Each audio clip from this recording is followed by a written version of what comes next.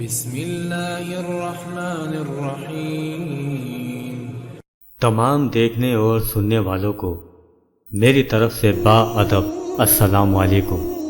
یہ حضرت حزقیل علیہ السلام کی قوم کا ایک بڑا ہی عبرت خیز اور انتہائی نصیحت آمیز واقعہ ہے، جس کو خداوند قدوس نے قرآن مجید کی سورہ بقرہ میں نازل فرمایا ہے۔ حضرت حزقیل علیہ السلام یہ حضرت موسیٰ علیہ السلام کے تیسرے خلیفہ ہیں جو منصب نبوت پر سرفراز کیے گئے۔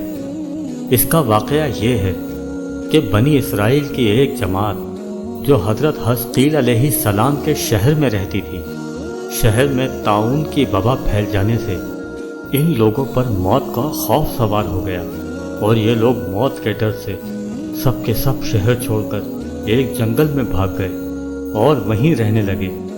تو اللہ تعالیٰ کو ان کی یہ حرکت بہت زیادہ ناپسند ہوئی، چنانچہ اللہ تعالیٰ نے ایک عذاب کے فرشتے کو اس جنگل میں بھیج دیا، جس نے ایک پہاڑ کی آڑ میں چھپ کر اور چیخ مار کر بلند آواز سے یہ کہہ دیا، موت آوا، یعنی تم سب مر جاؤ۔ اور اس محیط اور بھیانک چیخ کو سن کر بغیر کسی بیماری کے بالکل اچانک یہ سب کے سب مر گئے، جن کی تعداد 70,000 تھی۔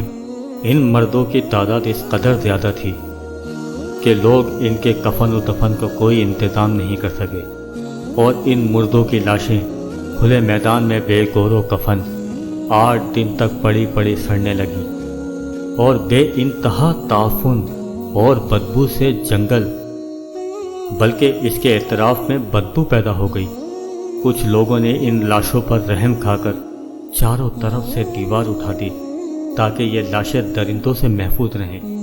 کچھ دنوں کے بعد حضرت حزقیل علیہ السلام کا اس جنگل میں ان لاشوں کے پاس سے گزر ہوا، تو اپنی قوم کے 70,000 انسانوں کی اس موت ناگہانی اور بے گور و کفن لاشوں کی فراوانی دیکھ کر رنج و غم سے ان کا دل بھر گیا، آپ دیدہ ہو گئے، اور باری تعالیٰ کے دربار میں دکھ بھرے دل سے گڑ گڑا کر دعا مانگنے لگے کہ یا اللہ، یہ میری قوم کے افراد تھے جو اپنی نادانی سے یہ غلطی کر بیٹھے کہ موت کے ڈر سے شہر چھوڑ کر جنگل میں آ گئے۔ یہ سب میرے شہر کے باشندے ہیں، ان لوگوں سے مجھے بہت انس تھا، اور یہ لوگ میرے دکھ سکھ کے شریک تھے۔ افسوس کہ میری قوم ہلاک ہو گئی اور میں بالکل اکیلا رہ گیا۔ اے میرے رب، یہ وہ قوم تھی جو تیری حمد کرتی تھی اور تیری توحید کا اعلان کرتی تھی اور تیری کبریائی کا خطبہ پڑھتی تھی۔ آپ بڑے سوز و دل کے ساتھ دعا میں مشغول تھے کہ اچانک آپ پر یہ وحی اتر پڑی کہ اے حزقیل، آپ ان بکھری ہوئی ہڈیوں سے فرما دیجئے کہ اے ہڈیوں، بے شک اللہ تعالیٰ تم کو حکم فرماتا ہے کہ تم اکٹھا ہو جاؤ۔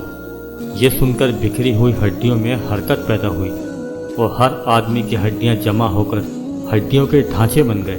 پھر یہ وحی آئی کہ اے حزقیل، آپ فرما دیجئے کہ اے ہڈیوں، تم کو اللہ یہ حکم دیتا ہے کہ تم گوشت پہن لو۔ یہ کلام سنتے ہی فوراً ہڈیوں کے ڈھانچوں پر گوشت پوست چڑھ گئے۔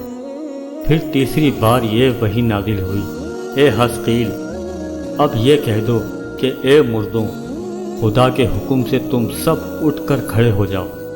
چنانچہ آپ نے یہ فرما دیا، تو آپ کی زبان سے یہ جملہ نکلتے ہی 70,000 لاشیں دم زدن میں ناگہاں یہ پڑھتے ہوئے کھڑی ہو گئیں کہ سبحانک اللہم و بحمدک لا الہ الا انت۔ پھر یہ سب لوگ جنگل سے روانہ ہو کر اپنے شہر میں آ کر آباد ہو گئے اور اپنی عمروں کی مدت بھر زندہ رہے، لیکن ان لوگوں پر اس موت کا اتنا نشان باقی رہ گیا کہ ان کی اولاد کے جسموں سے سڑی ہوئی لاش کی بدبو برابر آتی رہتی ہے، اور یہ لوگ جو بھی کپڑا پہنتے ہیں وہ کفن کی صورت میں ہو جاتا ہے، اور قبر میں جس طرح کفن میلا ہو جاتا ہے ایسا ہی میلا پن ان کے کپڑوں پر نمودار ہو جاتا ہے۔ چنانچہ اثرات آج تک ان یہودیوں میں پائے جاتے ہیں جو ان لوگوں کی نسل سے باقی رہ گئے۔ امید ہے میری ویڈیو آپ کو پسند آئی ہوگی۔ ویڈیو اچھی لگے تو میرے چینل کو سبسکرائب کرنا مت بھولیے گا۔ ملوں گا آپ سے ایک نئی ویڈیو میں، تب تک کے لیے اللہ نگہبان۔